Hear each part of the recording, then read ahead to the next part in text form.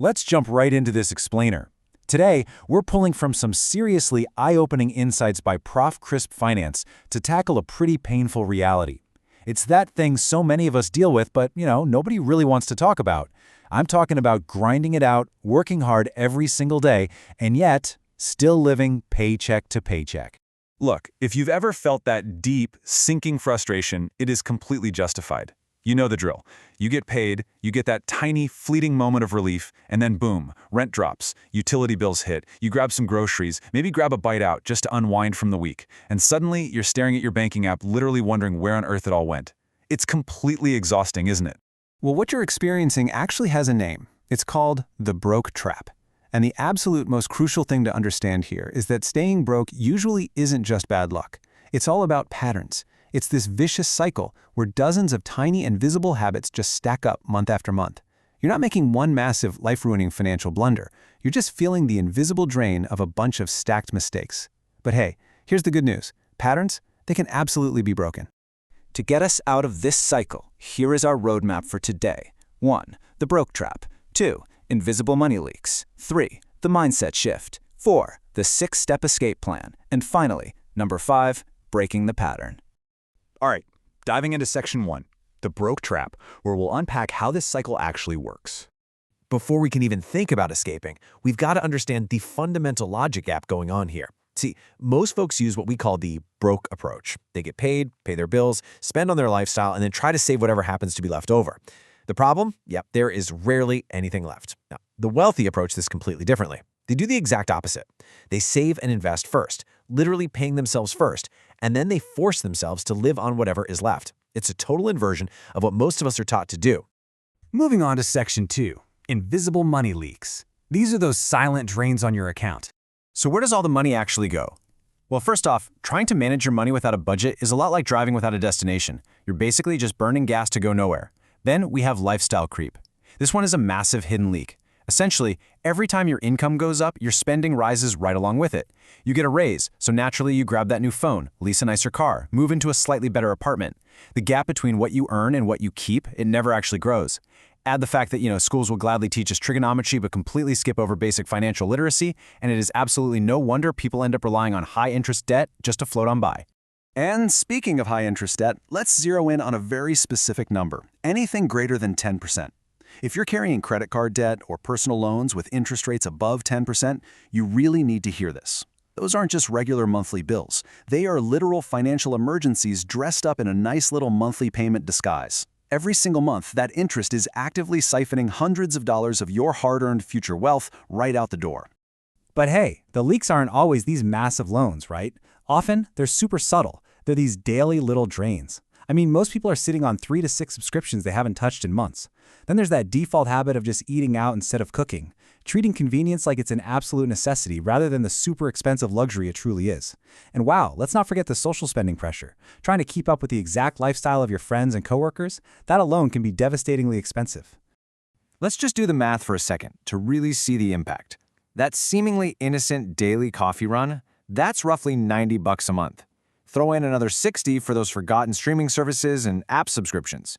Boom, that's $150 a month just gone, without you even blinking.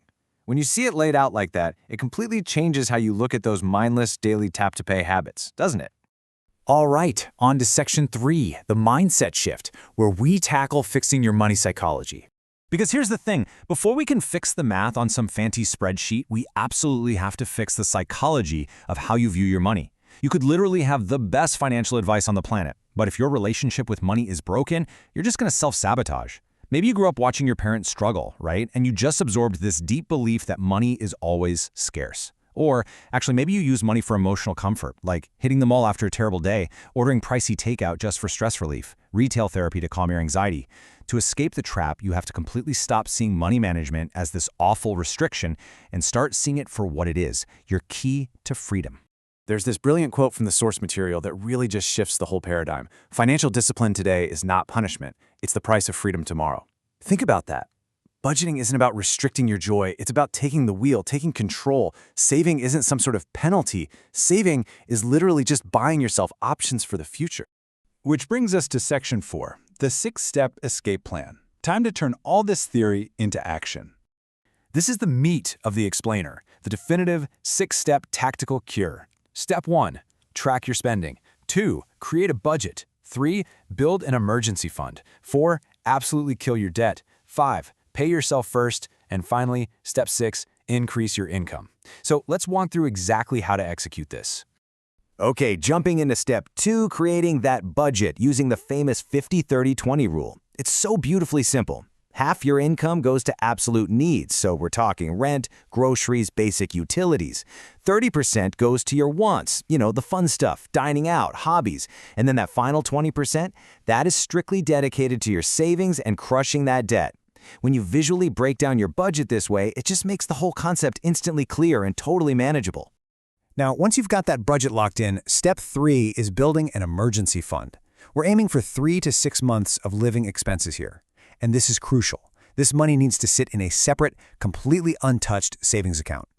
Why? Because, well, life happens.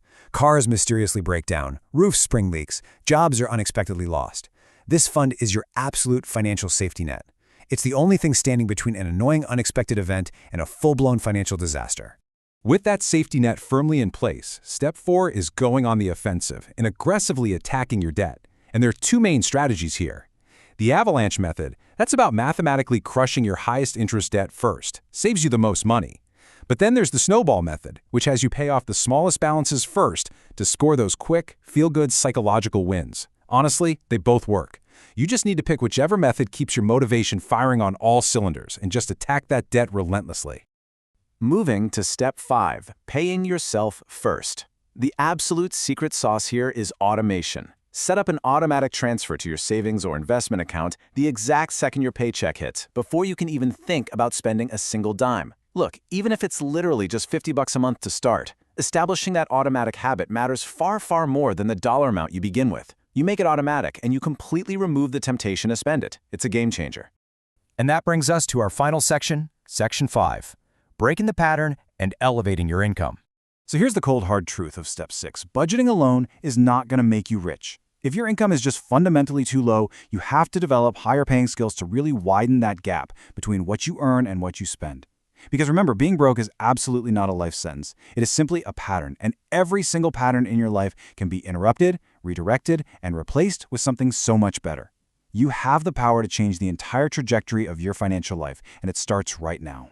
So I'm going to leave you with a challenge. If you sat down today and meticulously tracked every single outgoing expense from last month, I'm talking every single coffee, every forgotten subscription, every random impulse buy at the checkout, what do you think you discover? Try completing step 1 this week. Just write it all down.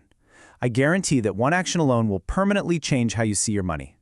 Thanks so much for diving into this with me today, and I'll catch you guys in the next explainer.